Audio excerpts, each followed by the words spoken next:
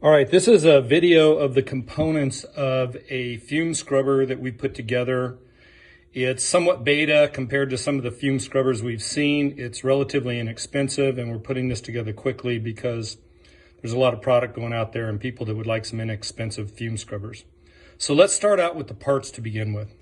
So this is 1/2 inch pipe. It's basically 2 inches, and we're going to use that to connect these 3/4 inch, so 1/2 inch socket to 3/4 inch thread. We'll need 2 of those. We have a 2 by 3/4, so 2 inch male, 3/4 inch thread center. We have a 2 inch connector.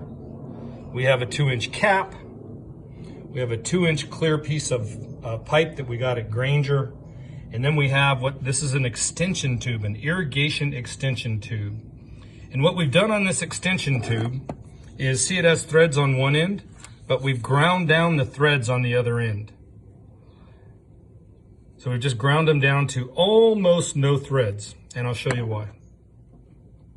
All right, so to put this together, we basically take one of the 3/4 threads, we put in the 1/2 inch pipe, put the other 1/2 inch pipe on top of it, and that screws in to the bottom of this 2 inch insert. It's kind of hard to do one-handed.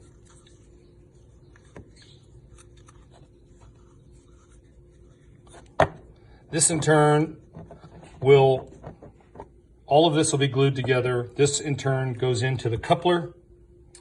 And then inside the coupler, we will insert the ground down extension tube.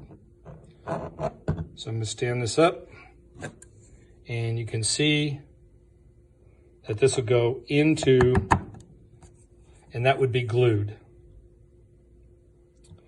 Then we take our clear tube, put it down the coupler. We would fill that with the prilled limestone, and then we would simply put a cap on it. And there we have our unit. Now, here's a completed unit right next door to it. And what we did is we charged this unit, we put a little cap on the top so that we wouldn't lose any of the prilled in transport. This cap will come off, you just pop it off, but everything else is glued.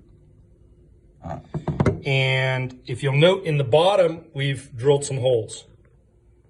And so that's so the gases can come up through here, travel through, exit the top of the tube where we take that cap off, and then to breathe down, it'll breathe back down and through and out these bottom holes. These prilled limestone, they will actually turn purple when they are expended. So when all of this material is purple, it's basically been consumed.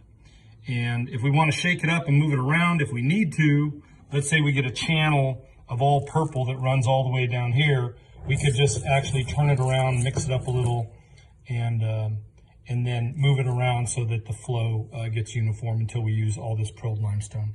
And the prilled limestone is quite inexpensive. All of these components are very inexpensive. Everything you can find at Home Depot with the exception of this clear plastic tube, which we acquired a 20-foot section at Granger, and it was relatively inexpensive. So there you have it. Thank you.